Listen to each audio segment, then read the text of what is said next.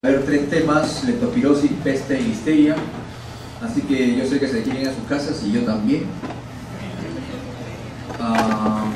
Vamos a ver todo esto, pero primero vamos a ver leptospira. Y estoy seguro que ustedes han visto un caso de tifoidea. ¿Sí? ¿Han visto un caso de tifoidea? ¿Alguien con un paciente de tifoidea?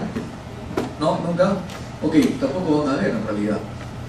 Porque hay muy poca tifoidea en el Perú. Y hay un montón de tifoideas que se diagnostican y muchas de ellas probablemente son leptospira.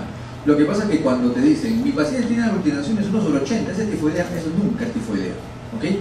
1 sobre 320 y le di antibióticos y curó porque bajó a 1 sobre 180 o 1 sobre 40 después, tampoco fue tifoidea. ¿Ok? Porque si fuera tifoidea, los títulos deberían ir subiendo, así ya que esté curado o curada.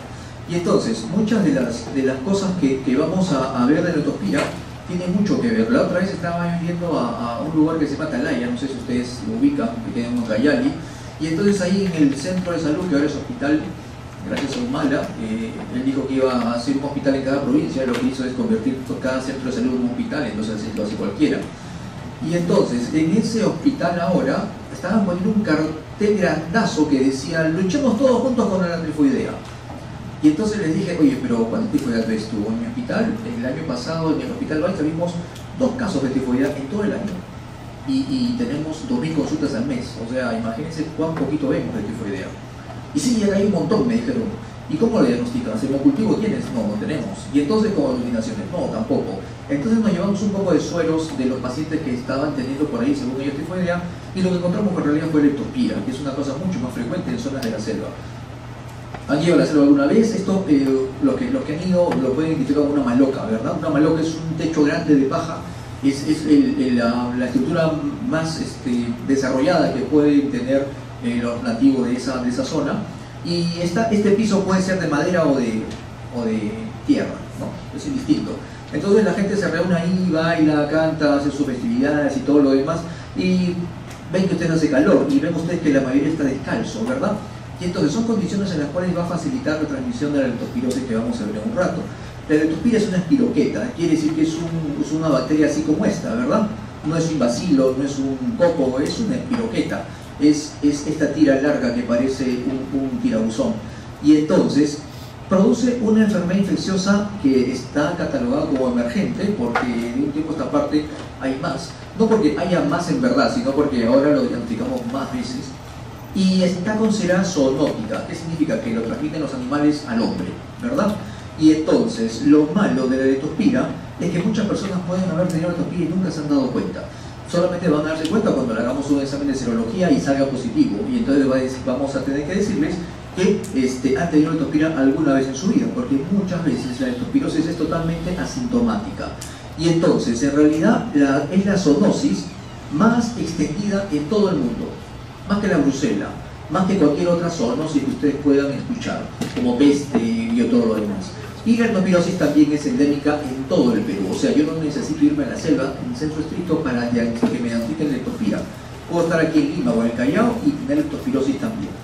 Y entonces, cuando tú lees leptospira y en libros medio antiguos, como por ejemplo de los 90 o de los 2000, todavía te dicen que la Hemiflex es aprófita y la interrogas en la mala. Pero no es tanto así, porque desde algún tiempo a esta parte, como ya se ha podido genotipificar a las bacterias, y dentro de la leptospira, nos hemos dado cuenta que muchas que le catalogamos como buenas, entre comillas, eran bien malas, y muchas que eran malas no eran tanto. Y entonces, en realidad hay 2 genoespecies. Perdón, no hay 2 genoespecies como lo decían antes, ahora hay 17 genoespecies como dice acá. Ya, aquí. Y entonces, cada especie tiene un montón de serotipos y serobares, cantidad. No le vamos a pedir que se aprendan todos de memoria, pero por ahí vamos a ver algunos nombres que son muy frecuentes en el Perú. ¿Por qué? Porque cada leptospira puede predominar en cada lugar del mundo. Y entonces, por ejemplo, la vacuna que hay en Cuba, de repente no me protege contra la leptospira que hay acá en Lima, porque son otros serotipos. Y entonces, uno cómo se enferma de leptospira, en realidad es muy sencillo.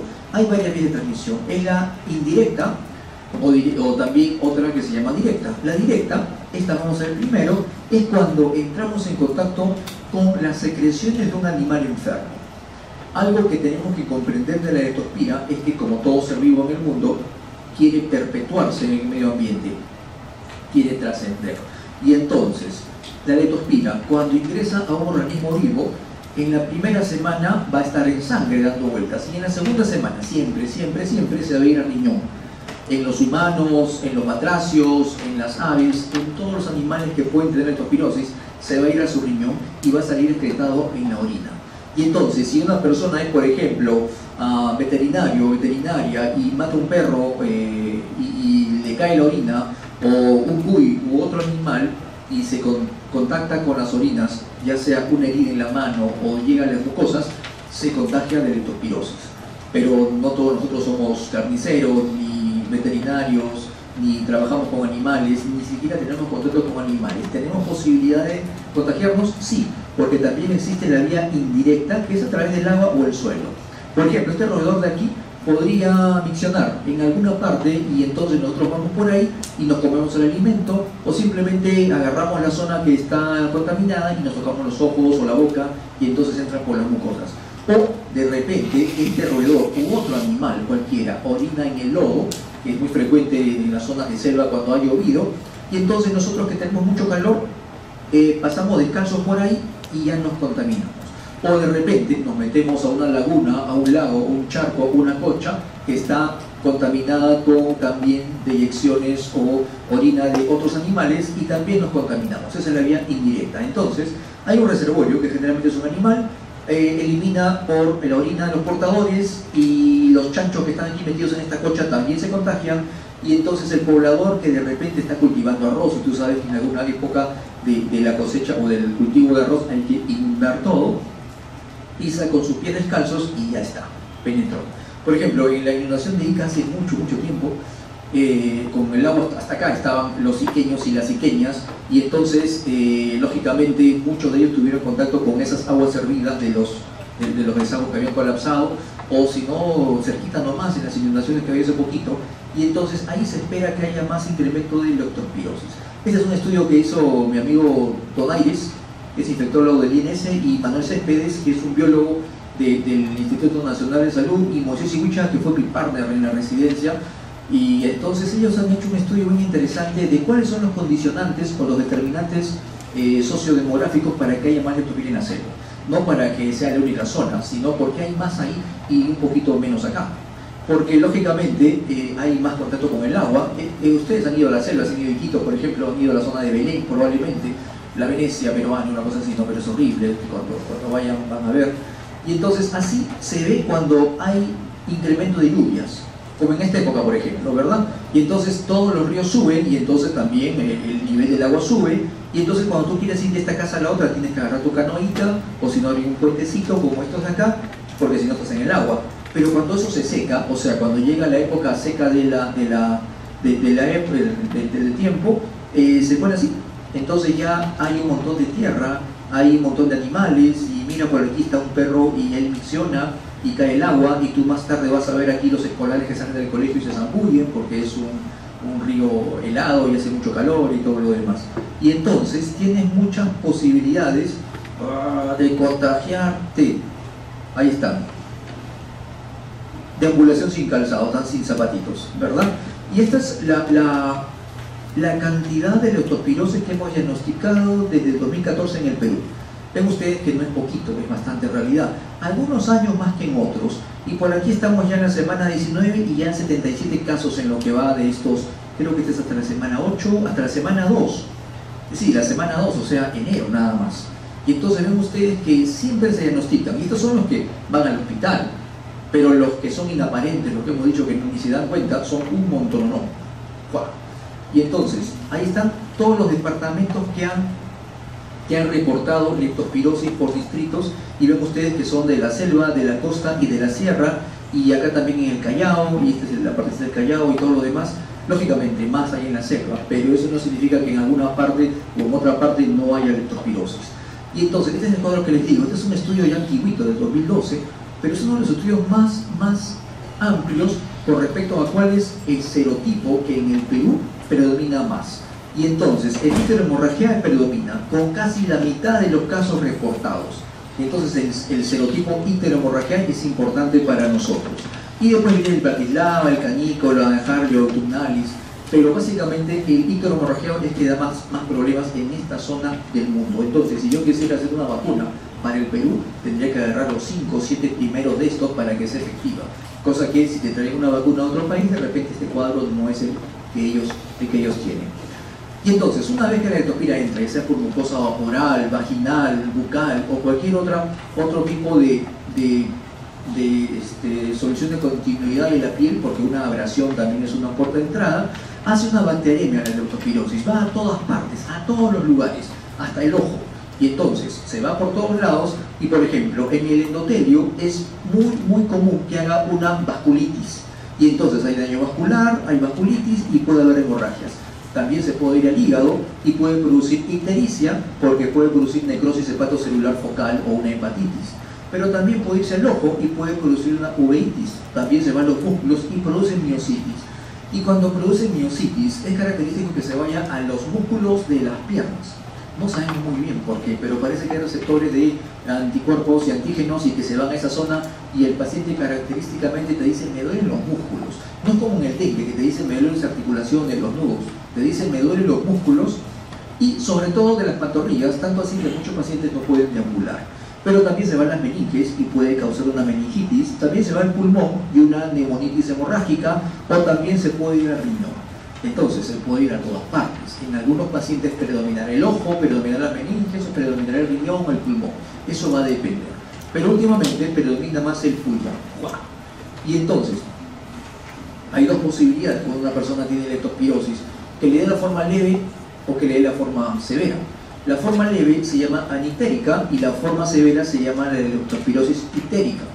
Y la forma ictérica o la forma severa es lo que conocemos como enfermedad de Weil, ¿verdad? Porque Weil fue un investigador de hace mucho tiempo que la describió por primera vez. En realidad no fue el primero, pero fue el primero que la publicó.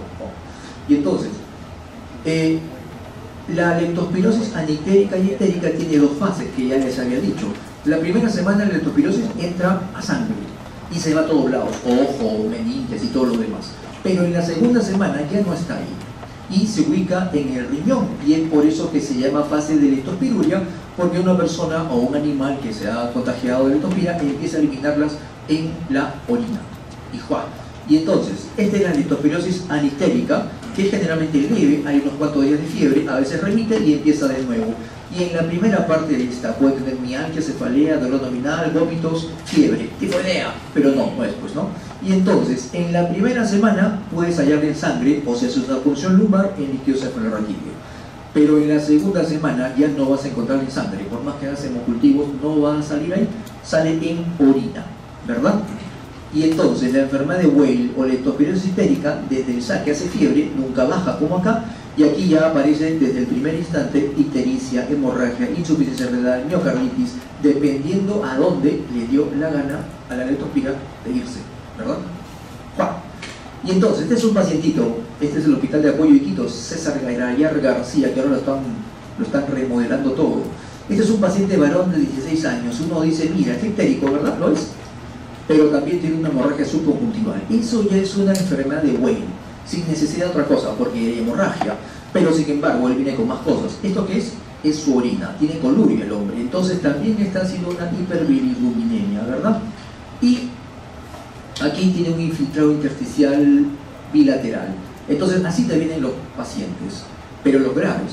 El 10% solamente hace enfermedad grave. Y el otro 90% ni se dio cuenta o dice, bueno, ¿sabes qué? Me dio mi dengue y fue bien suavecito, o me dio mi tifoidea, me dieron cualquier cosa y me curé. Y esta es una radiografía de un pacientito en la mañana, cuando llegó a emergencia, y esta es durante la noche.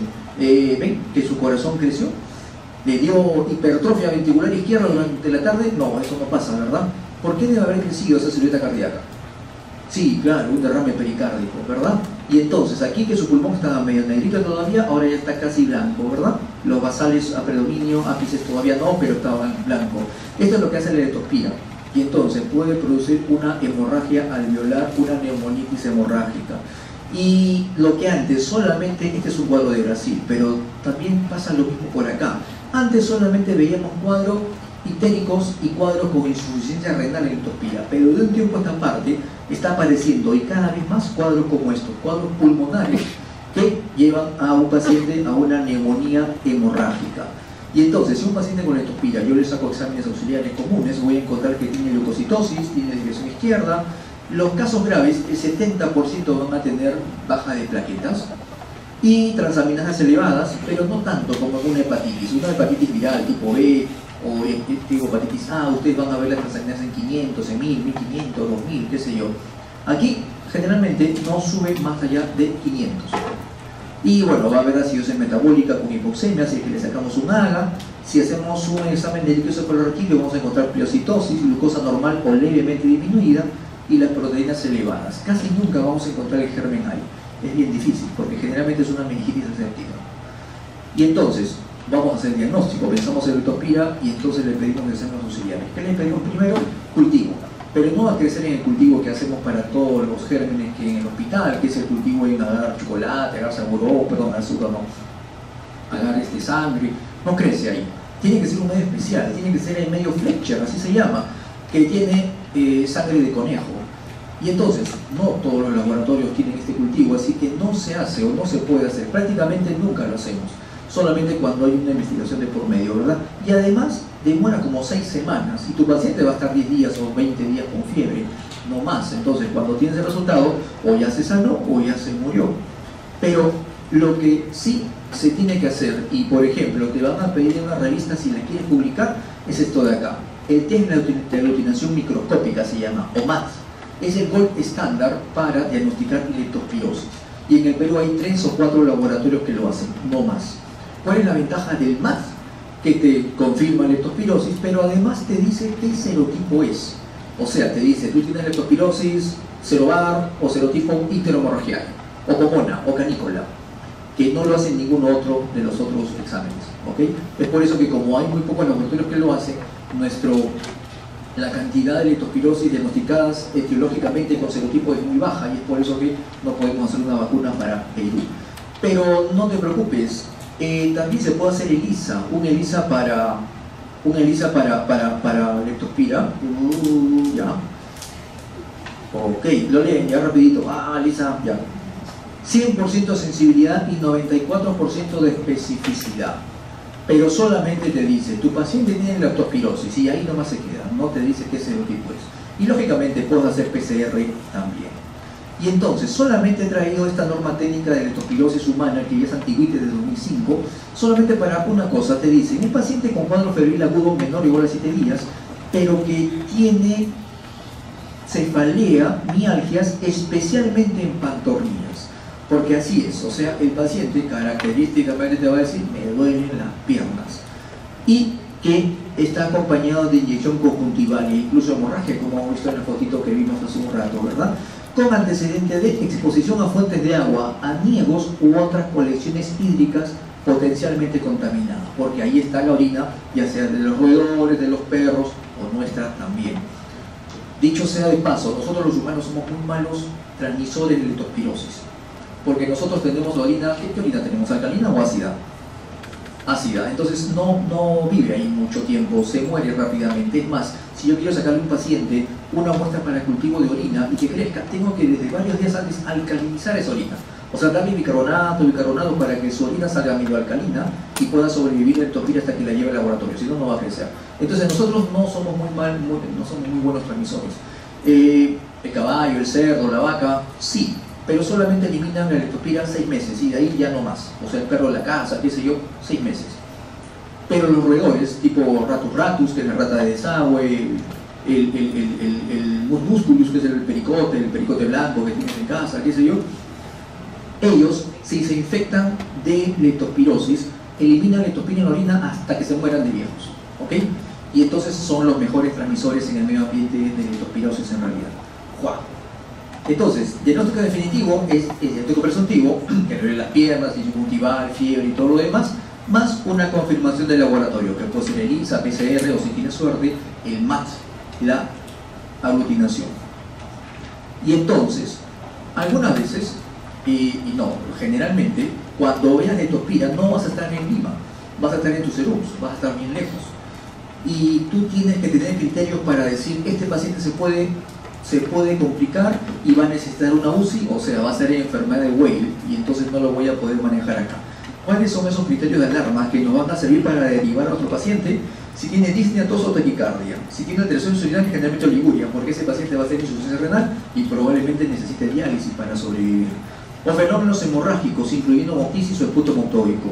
O de repente hipotensión y te dicen que ya va a ser hecho séptico, que ha hecho séptico por leptospira. O si no, tiene alteración del nivel de conciencia y eso te puedo hablar de que está en meninges y está haciendo una meningitis. O si no, vómitos frecuentes, arritmias, o si no, está haciendo ictericia, porque la ictericia es típico de la enfermedad de Weil. Entonces, si tu paciente tiene cualquiera de estas cosas, hay que derivarlo al nivel superior o al nivel que tenga mayor complejidad. Si tú estás en el nivel de mayor complejidad, tú mismo eres, ¿no? Y entonces vas a tener que empezar terapia. Y la terapia es esta de acá. La leptospira, felizmente, al igual que otras etiloquetas, es muy sensible a la penicilina. O a las penicilinas en general, tipo amoxicilina. Es por eso que en la norma nacional te dice que la leptospira moderada a grave tienes que tratarla intravenosamente y la terapia de elección todavía sigue siendo penicilina G sódica, tanto para adultos, para niños o para gestantes. Penicilina G sódica, pero lógicamente altas dosis, hasta 12 millones al día por 7 a 10 días. Pero si solamente tienes una leptospirosis leve o moderada, que no tiene signos de alarma ni nada y que vas a tratar en la casa vía oral, la terapia de elección para adultos es doxiciclina, ¿verdad? Doxiciclina es una tetraciclina que se da 100 miligramos cada 12 horas por 7 días, o si no puede doxiciclina por alguna causa, amoxicilina podría ser. A los niños no les puedes dar doxiciclina porque es una tetra, y entonces si tú le das, los dientes se le van a volver amarillos y no los vas a poder decolorar nunca. Así que a los niños se les tiene que dar amoxicilina. Si son alérgicos a la penicilina, le das eritromicina.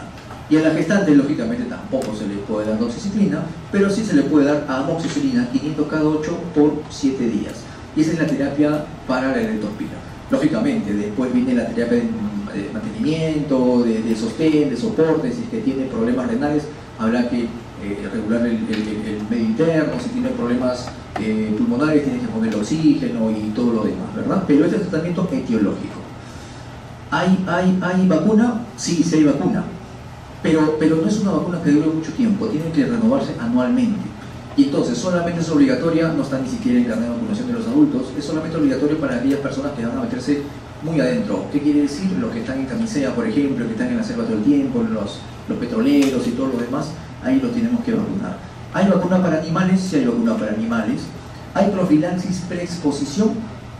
Sí, sí hay. O sea, bueno, cuando hay un brote en cualquier parte del Perú, lo que hacen es agarrar un par de infectólogos y enviarlos a ver qué pasa, ¿no? Cuando estamos yendo y sospechamos que hay leptospira, podemos tomar profilaxis, porque como no nos vacunamos, la profilaxis es doxiciclina 200 miligramos por semana.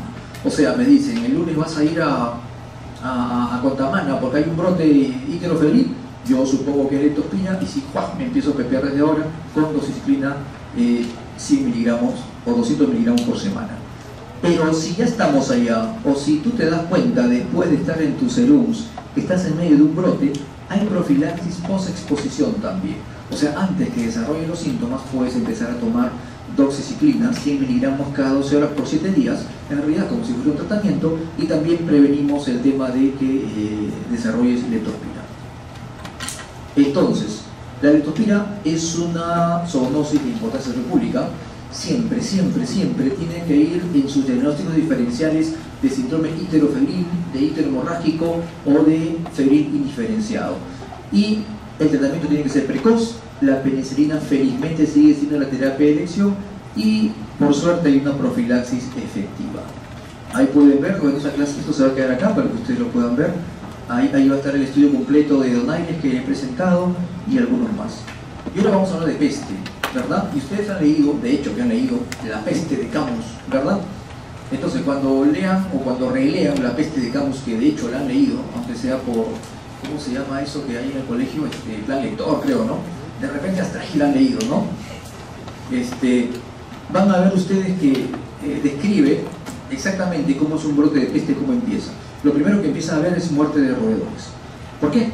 Porque la peste empieza a atacar a los roedores, se van muriendo, y los roedores tienen sus parásitos, que son sus pulgas, ¿verdad? Y entonces, como su hospedero se murió, la pulga tiene que buscar comida, y el animal de sangre caliente que le queda más cerca somos nosotros, así que se viene con nosotros. Este es un médico, saben ustedes, ¿verdad? Ahí está, así se vestían los médicos cuando estaban atendiendo pacientes con peste en la Edad Media, en la Edad Oscura, ¿verdad? La nariz larga, así con la máscara para que los miasmas que se supone que se transmitía por olores no llegue tan puro, el sombrero para que no se contaminen sus cabellos, las mangas largas y la sotana hasta abajo, y este palito que servía para examinar al paciente, ¿no? Ni lo tocaban, básicamente. Y entonces, la peste es una zoonosis también.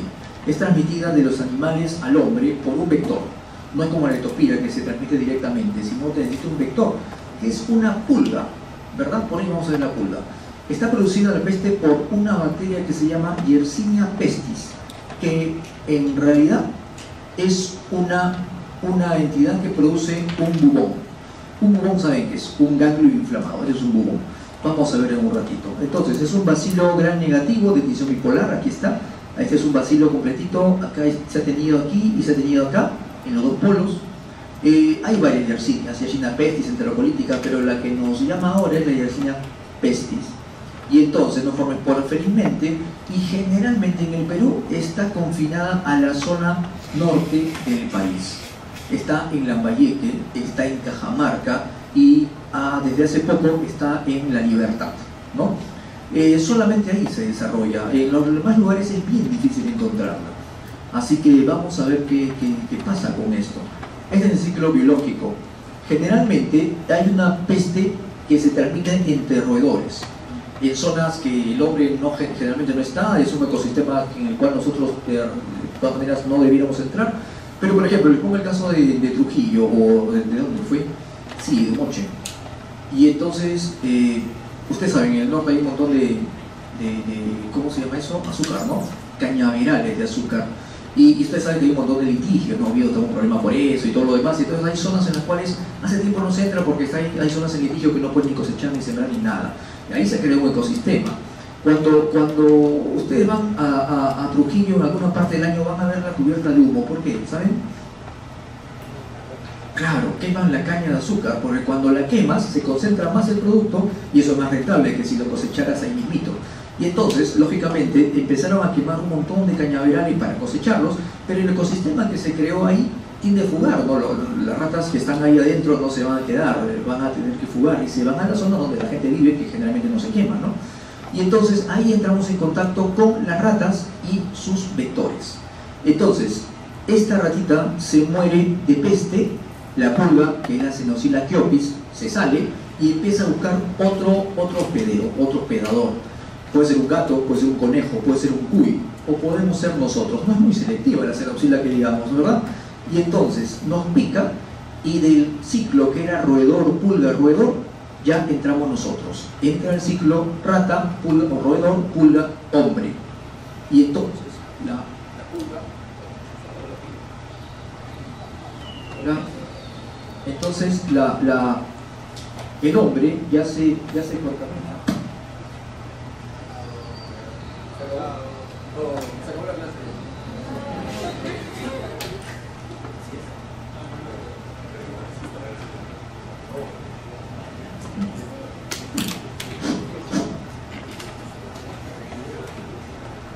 Ok. Hola, hola.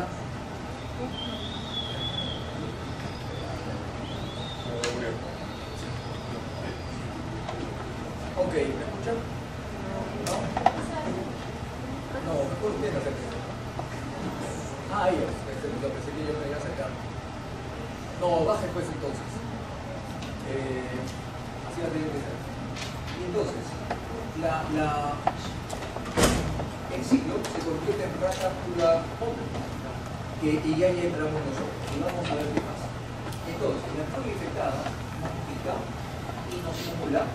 Y eso llega a la piel primero, lo atrapan las células de Lanzan, un otro tipo de células, lo llevan hacia el linfático. Primero el linfático urinal, y de ahí se lo llevan a los ganglios linfáticos regionales. Y entonces, si la rata picó las piernas, se va al pulmón o sale un pulmón intestinal. Si picó el brazo o la mano, sale un pulmón axilar. Y si picó por la cabeza, sale un pulmón cervical. Y eso se llama peste bubónica. Pero a veces no se queda ahí la peste, a veces sigue y puede haber una bacteriemia transitoria, y en esa bacteriemia transitoria puede meterse al pulmón o puede meterse otras zonas, y vamos a ver a dónde. Y entonces, si solamente bubónica, da fiebre y linfadenopatía dolorosas, que ese es un bubón. Pero a veces hace sepsis, ya decimos, a veces sí disemina, y entonces va a haber fiebre, hipotensión, y ni siquiera forma bubones, la mayoría de veces. O si no, puede haber neumónica, o cutánea, o meningitis, si se le ocurre irse al sistema nervioso central. Ok, ya, gracias. Entonces, sí, vamos a seguir rapidito antes que se apague. Y entonces, la neumónica es la peligrosa. ¿Por qué? Porque si un paciente tiene peste neumónica, ya no necesitamos ninguna pulga para transmitir la peste. Ese paciente que tiene peste neumónica, con la tos, puede transmitir a las demás personas en su entorno. Como la influenza. Te transmite cuando te acercas poquito a su entorno, ¿verdad? Y entonces, eso es lo feo con la peste neumónica. Ustedes saben que en Trujillo se murió un interno y un residente estuvo a punto de morir por peste neumónica, porque un paciente que tenía eso le transmitió. Y entonces, ahí está, esta es la peste bubónica, ahí está el bubón inguinal. El bubón es grande, no es un ganglio chiquitito como el que uno puede palpar de 2 centímetros, no, es grande. En promedio tiene 10 centímetros. Es una cosa considerable. Ok, y entonces, a veces el hígado y los están dolorosos.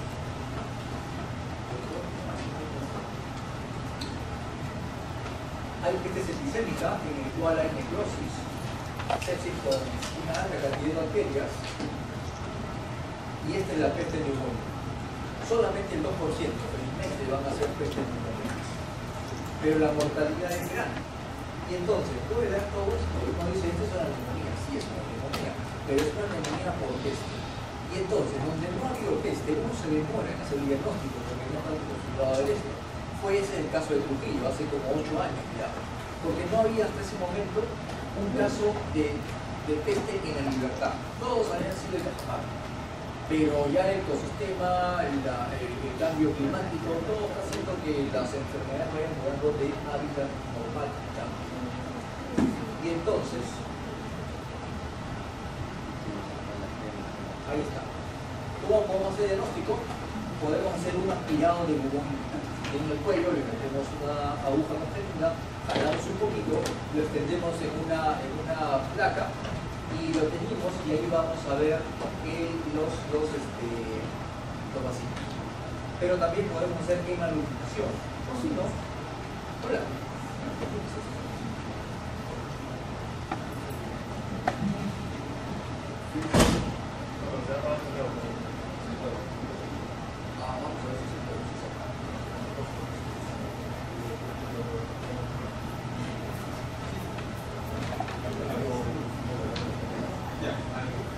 Ok, entonces, y también podemos hacer un examen en orina que se llama antígeno F1.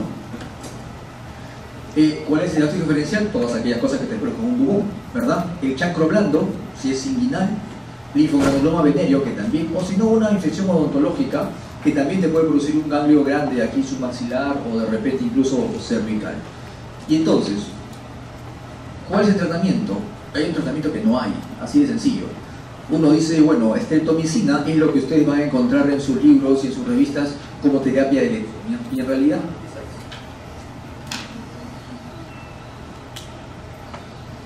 esa es la aplicable. Pero porque la streptomicina en el Perú está prohibido de venderla. Según la OPS, en un país como este, recuerdo un médico para tuberculosis, no se puede vender medicamentos para TB en las farmacias. Es por eso que no encuentran rifampicina, sinacida, ni tampoco streptomicina. Y entonces no se le ocurre porque se puede dar tetracyclina o si no, chloramphenicol para este tipo de pacientes. Y se le da más o menos por 10 días. La prevención, ¿cuál es? Si yo tengo un paciente que tiene peste neumónica y sé que es contagioso sin necesidad de que haya pulga, entonces tengo que aislarlo respiratoriamente hasta 48 horas después de haber iniciado el tratamiento. En 48 horas él ya no elimina bacterias en su esputo y entonces ya no es contagioso. pero 48 horas primeras sí. ¿Hay vacuna? Sí hay vacuna, pero la revacunación es cada 6 meses. Es por eso que es impracticable. Si no te vacunan los 3 meses que tienes que vacunar con hepatitis, menos te vas a vacunar cada 6 meses contra esto, ¿verdad? ¿Hay profilaxis? Sí hay. Y la profilaxis también es doxiciclina, 200 miligramos por día por 7 días. Y acá la otra información, si la quieren revisar. Y vamos a hablar del último tema, ya solamente faltan 10 minutos, para la listeria. Ahí está. La listeria es un agente poco común, pero en realidad es una bacteria de animales, es de aves de corral, de gallinas, de patos, eso por ahí. Y entonces, solamente en las embarazadas, recién nacidos y ancianos, y también en inmunocomprometidos, es un problema. Pero gente como nosotros, que probablemente no tengamos ningún tipo de inmunodepresión, no nos va a pasar nada más allá de un par de días de diarreíta y nada por eso, ¿ok? Vamos a ver cómo es con ellos. Y entonces, la listeria es un poco bacilo gram positivo. Ahí está. Es móvil, no es formador y es aeróbico y anaeróbico facultativo. ¿Dónde está? Está en las aves generalmente y lógicamente eso se les pasa a los alimentos contaminados. Un huevo mal lavado, una ensalada que no ha sido bien preparada, contaminada con agua hacia vidas. Y entonces, esa es la forma más común de transmisión. Y muchos de nosotros, como les digo, probablemente hayamos tenido alguna vez en la vida, pero como somos inmunocompetentes, no pasó nada. Sin embargo, en los recién nacidos pueden contaminarse por el canal del parto cuando la mamá está colonizada con listeria y no se ha dado cuenta, o si no, también pasaría transplacentaria. Entonces, nosotros, con la mamá, con otra persona, con un alimento contaminado, entra al intestino y en las heces también contamina a otras personas, pero por translocación bacteriana puede pasar al hígado y puede provocar meningitis, septicemia o si no, una placentitis y contaminarlo al recién nacido. Y entonces, el problema es generalmente los neonatos. Porque una persona o un neonato puede tener la enfermedad temprana, se llama, es decir, si la mamá se la pasó transplacentariamente. Y entonces, él va a tener abscesos, granulomas y puede terminar en aborto. O si no, se lo pasa en los primeros días después de nacido, tardío a nacer o poco después, en el cual es frecuente que produzca una meningitis o meningoencefalitis. Pero en los adultos solamente va a dar o signos de resfrío, que puede dar en cualquier momento, o una enfermedad gastrointestinal autolimitada, o si no, en inmunosuprimidos pueden desarrollar meningitis también.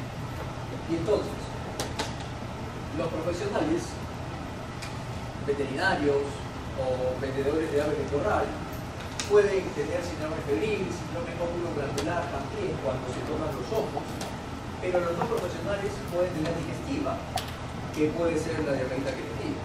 Pero si son inmunodeprimidos, van a tener problemas de bronquitis, neumonía, y los perinatalmente transmitidos también van a tener aborto, penibilidad, todo lo demás.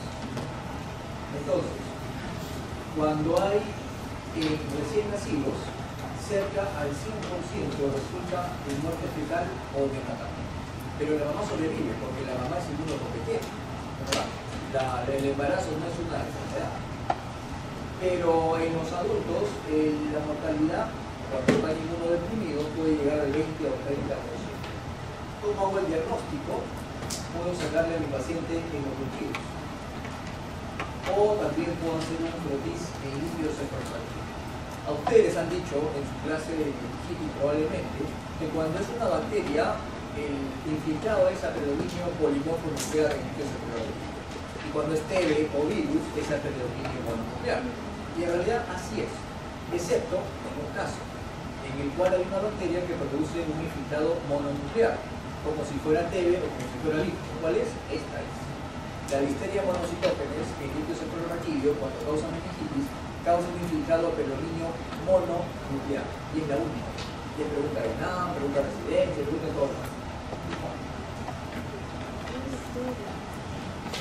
Y entonces, ¿cuál es la terapia de elección? Felizmente, la listeria es muy sensible a penicilinas, pero es naturalmente resistente a cefalocolitis. O sea, ceftriaxona no le va a hacer nada, ni ceftazidima. Tiene que ser una penicilina. Y entonces, la terapia de elección en bacteriemia, en meningitis, en abscesos, en miocarditis y en gastroenteritis es ampicilina, ampicilina, ampicilina, ampicilina, o si no, gastroenteritis como leve, amoxicilina que empeora. Pero nunca solita, solamente mantener primata, pero en meningitis, en miocarditis, tiene que ser ampicilina más gentamicina. Ampicilina más gentamicina y 4 a 6 semanas, bastante tiempo en realidad. Esta es la listeria y como les digo, no es un problema en inmunocompetencia, es un problema en inmunodeficiencia. Ustedes han visto, pero no llevan pediatría todavía, pero cuando lleven pediatría van a ver ustedes que el hematólogo, cuando tiene un niñito de 3 días, 4 días con sepsis, lo primero que va a empezar va a ser de repente una cefalosporina de tercera generación, ceftriaxona o cefotazida. Pero de regalo le va a poner ampicilina también. Y uno dice, oye, pero quiere matar con ampicilina. Lo único que quiere matar con ampicilina es listeria. Y ceftriaxona va a ser para todo lo demás, que tiene chacol, y Klebsiella y todo lo demás. Pero siempre van a ver ustedes que le va a agregar ampicilina, pensando específicamente en listeria. ¿Cuáles son las medidas de prevención con listeria? Lógicamente, si esto es una enfermedad de manos sucias, de alimentos contaminados, las medidas de prevención tienen que ir dirigidas a eso. Cocinar los alimentos, lavar las verduras crudas, evitar leche sin pasteurizar, también puede transmitirse a través de palitos ahumados, patés, hay que lavarse las manos y los utensilios, mantener fríos los alimentos listos para el consumo, y en realidad de persona a persona la transmisión no es un riesgo incrementado, solamente es en el momento del parto. Es por eso que las gestantes son un grupo de riesgo muy importante y siempre hay que sospechar de los niños que hacen sepsis que la listeria pudiera estar incluida ahí. Ok, se acabó. ¿Preguntas? ¿No preguntas? Ok, gracias. Ricardo.